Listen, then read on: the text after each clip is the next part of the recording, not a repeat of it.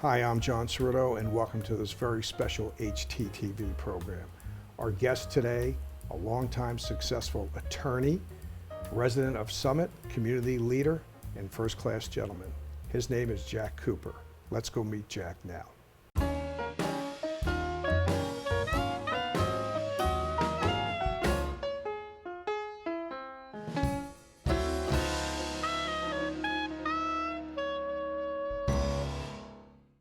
Well, Jack Cooper, welcome to this special program.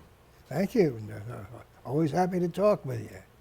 Jack, We've known each other for a while. and Jack, I think about a while, and you and Millie and your family, of course, have been Summit residents for over 60 years. It's a very special town to you. Yes, it is. We've grown a lot since we moved here. And we've known a lot of people and known a lot about what goes on. And I practiced law here for a long time.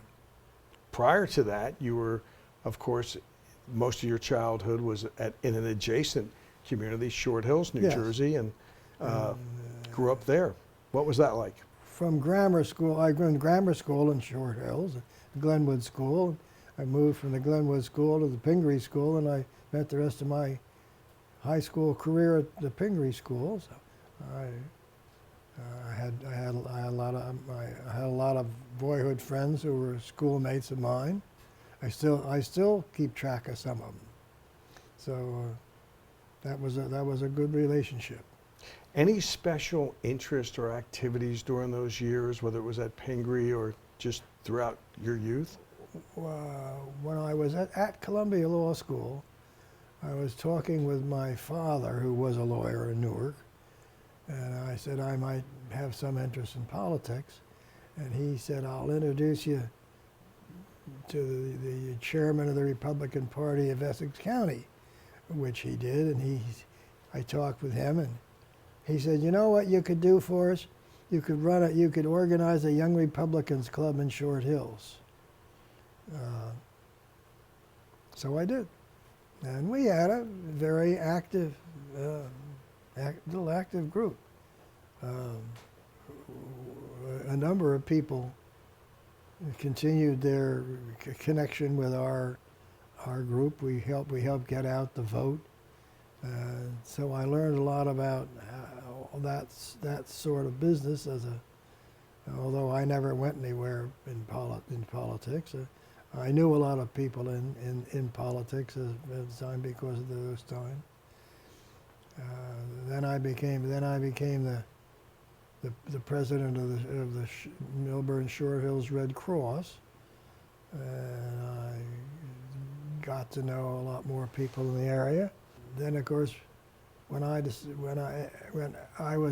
home in bed, I was working in Newark for a law firm there. I wasn't so sure I wanted to continue to work in Newark. I thought if I wanted to be in the big time, why am I in Newark? I could be in New York City. That's where I went to law school. And if I didn't want to be in the big time, why am I in Newark? So my mother came in and said, "Dear, there's a man on the phone that wants to talk to you about a job." I said, "Mother, I'm very sick. I have 102 fever." She said, "Opportunity only knocks once, dear. Get up." So I answered the phone, and it was a man named Bryant Griffin, who he and Russ Kirby were one law firm, and I was their one associate. We gradually grew from that. And I went to a 2 weeks course in estate planning at Harvard,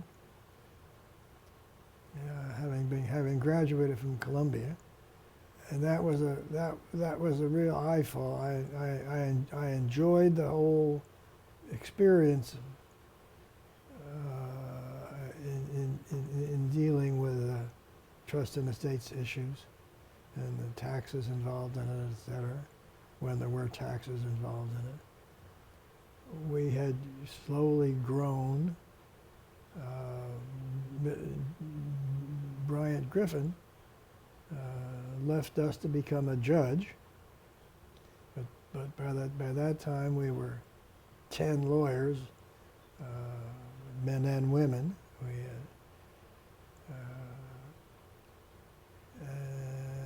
and we were doing all right and having an interesting career when I got a telephone call from a headhunter who said he represented a law firm, small law firm of 4 lawyers and 4 partners, and they didn't feel that they were quite big enough to get the kind of work they wanted to do, or they thought they were capable of doing.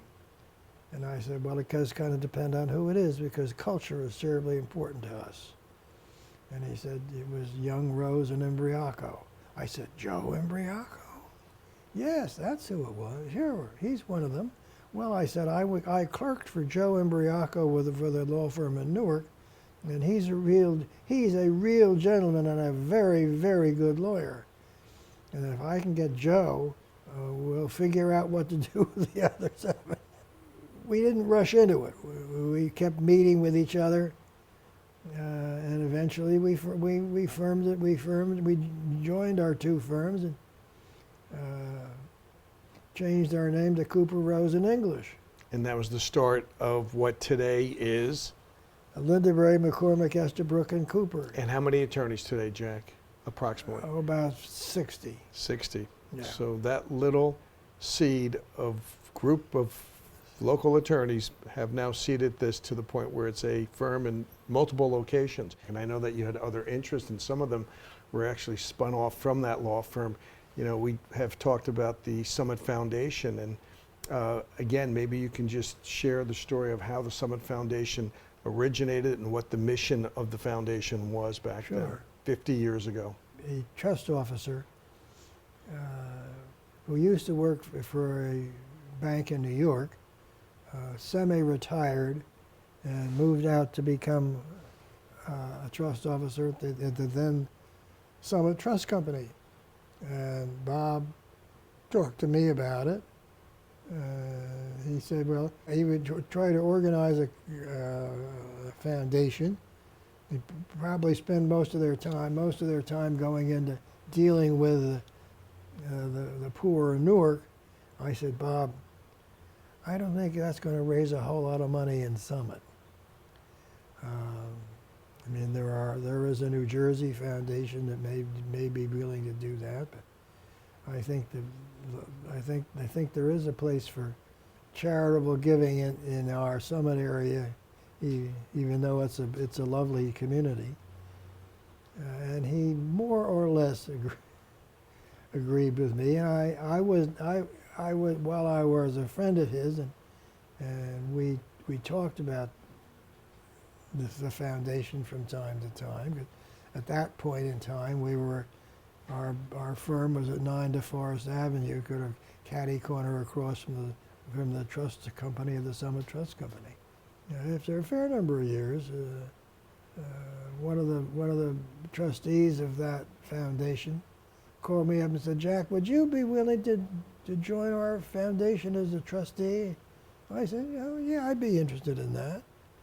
So I went to my first meeting, and they said, by the way, Jack, would you like to be our president? I said, all right, why not? So I became the president. Barbara Bunting was the treasurer. We had 20 trustees, and we had no term limits originally, and that's why I remained the trustee, the president of the foundation for 19 years. Barbara Bunting remained the treasurer for at least that long, because she was the treasurer before I became the president. And we looked around for what interests or what capacity we wanted on the board. That we always wanted to have a doctor. We had a lawyer in me. Summit's alive with financial people, and so we were overloaded with them. But they were very good people. I've never had such a really working board of people who really cared about the foundation, worked hard, and made it run. I was fortunate to be able to. I'd been on several other boards prior to that, and so I was familiar with board procedures and was able to use that information to work on our foundation. So Jack, this is about 1990, 95, and at that same time, the foundation was fortunate enough to get an infusion from a company that used to be headquartered here named Aircast. How did that come about, and what type of impact did that have on the Summit Foundation? And of course, back then it was known as the Summit Area Public Foundation. Yeah, we just changed the name. We just thought it was a shorter name, was a little punchier. That's all. The Johnson family, were the owners of the Aircast Foundation. It was a manufactured clamshell with airbags inside them they could blow up, and for broken legs and sprained ankles. Because Glenn Johnson, the founder, had broken his leg and found having a plaster cast on his leg medieval torture. And he believed one should be able to take the top off when you're in bed, or lying in bed, and get some air to your leg. And it was completely cushioned by the bottom half. He was the rare individual who had an idea that was a good idea, and he'd also had been a corporate executive of some merit, and he knew how to run a company. At one point, he had a big sale, and he wanted to do some charitable work in the field he was involved in, the lower leg, and he talked to me about what should I do. And I said the simplest thing you should do would be to start a foundation, and give it whatever you want to give them. And that's all there is to it. Will you set that up for me? Yes, sure I did. So I set it up for him, and he set up a foundation with $250,000 in it. After he had very unfortunately passed away, and his son became the president of the company, the company no longer really wanted to run the foundation anymore. They had done the things they wanted to do with it. They had this money, and so they contacted us and gave it to us, and that gave us a chunk of money. When I took over as president of the foundation, we had $1 million, or just under. And our concept was we'll use the income that's derived from this, and so now we had another $250,000.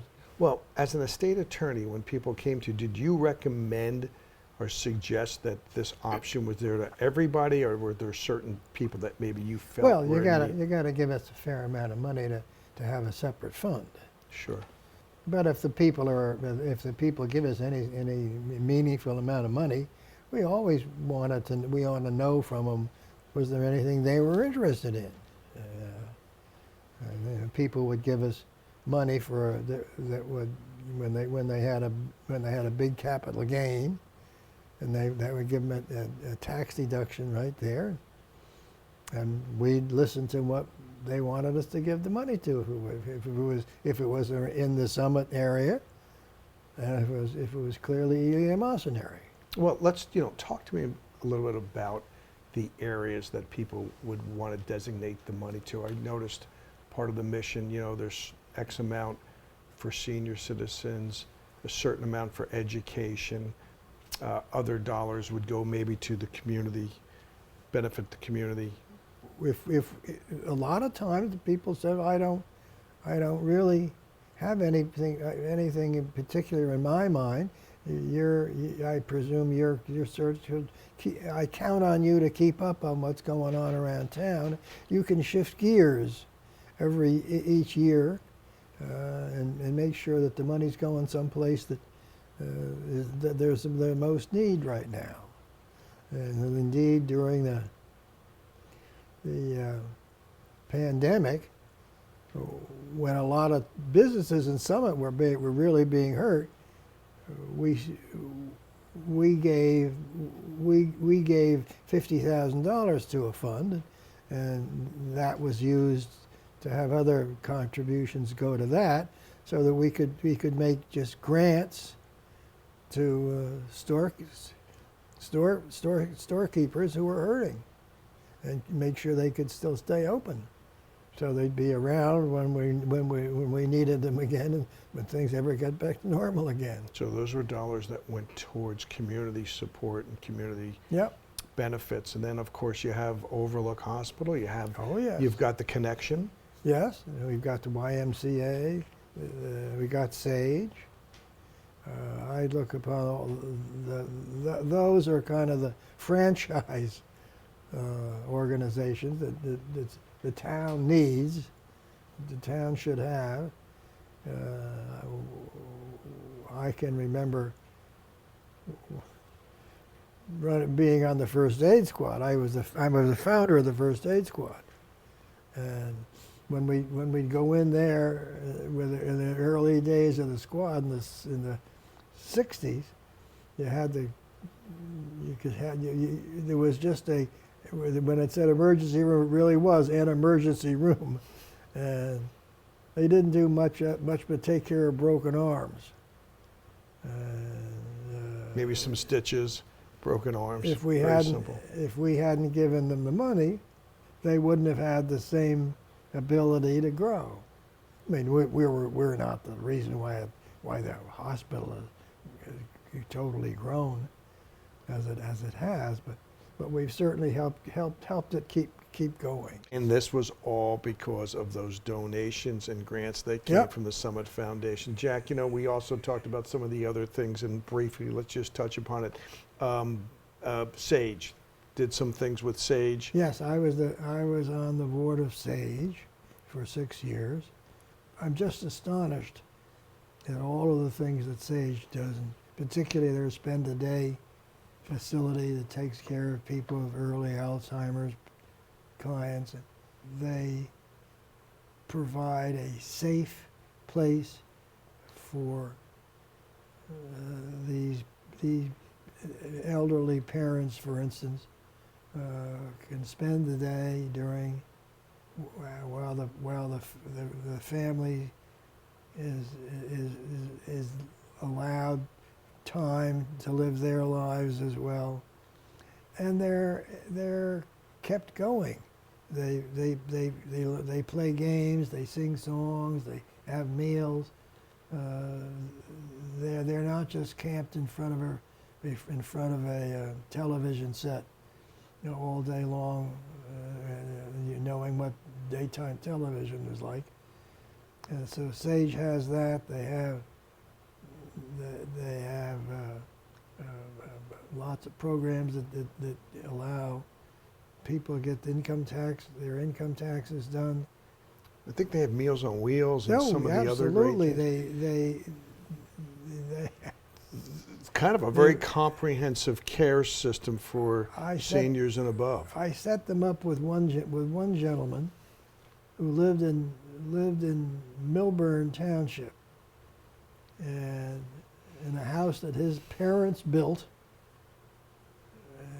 He and his sister lived there. He never moved out of it.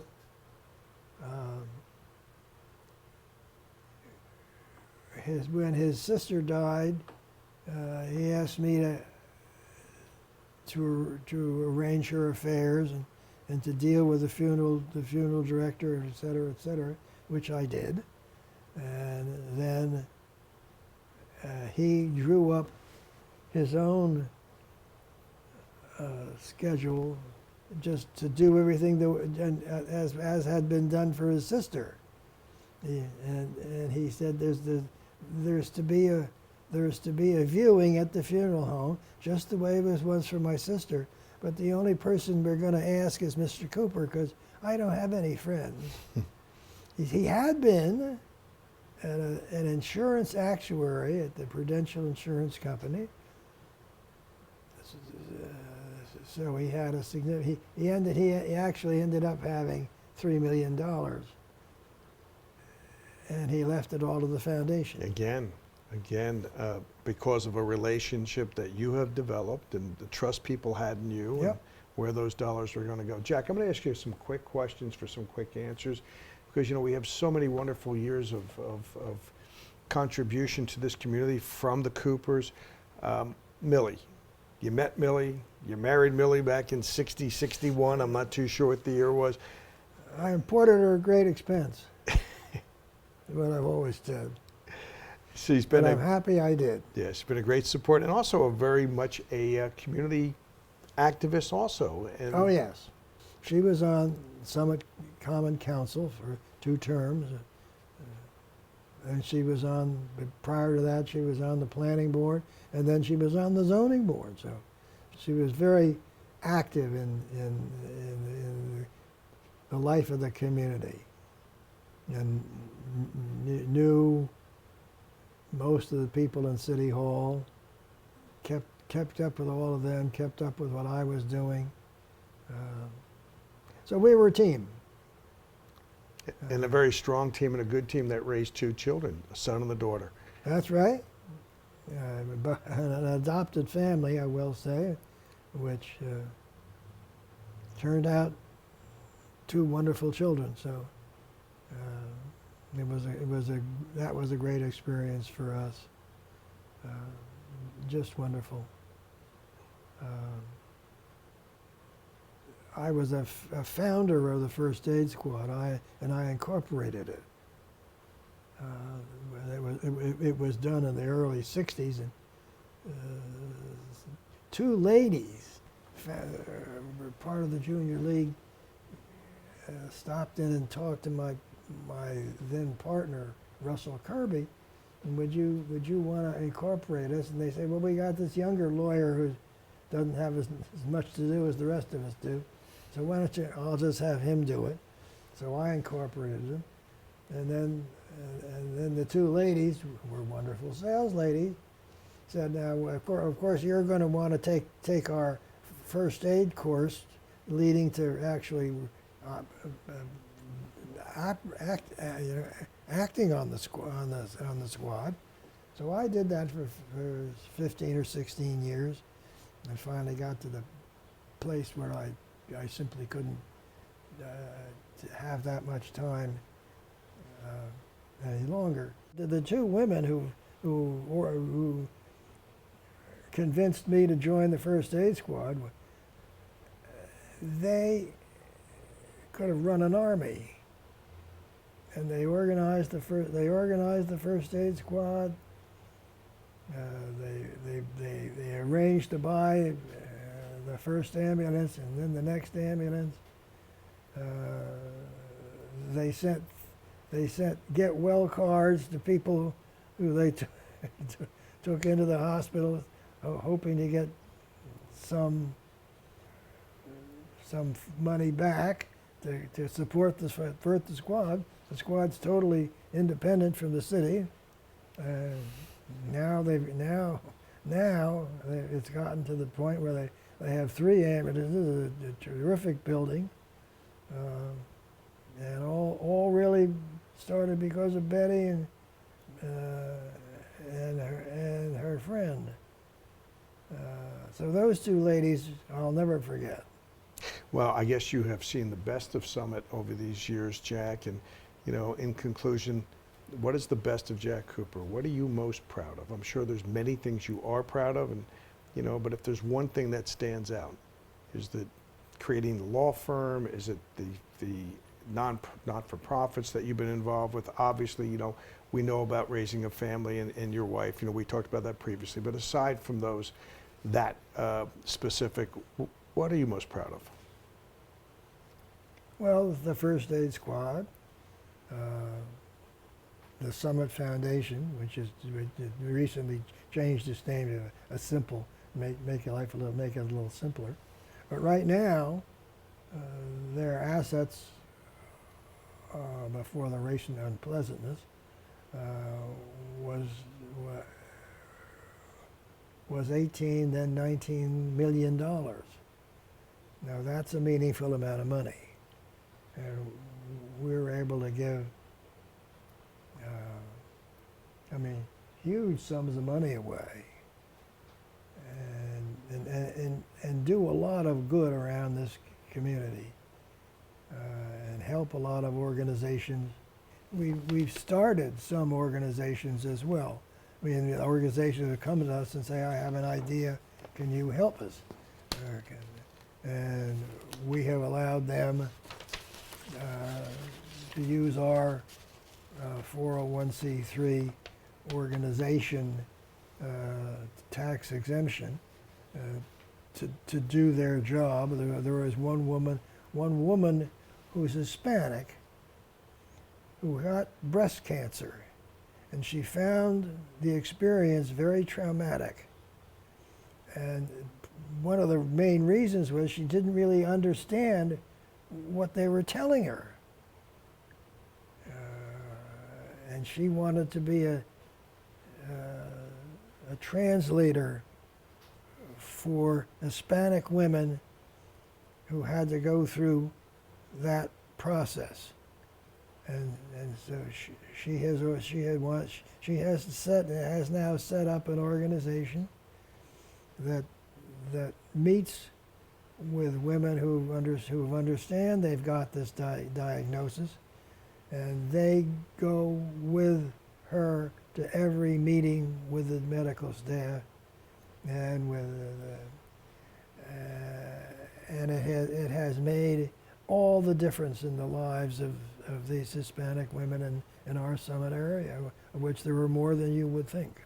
Well, Jack Cooper, I can say this about making a difference. When people mention your name or think of you, they see nothing but a dignified, classy, intelligent gentleman who's made a big difference in so many people's lives, so many different organizations, and of course your hometown now of Summit, New Jersey, all these years. And Jack, I can't tell you how much I've enjoyed this conversation today, and thank you for joining us. Well, I can't tell you how much I've enjoyed being on the foundation because of the people on it.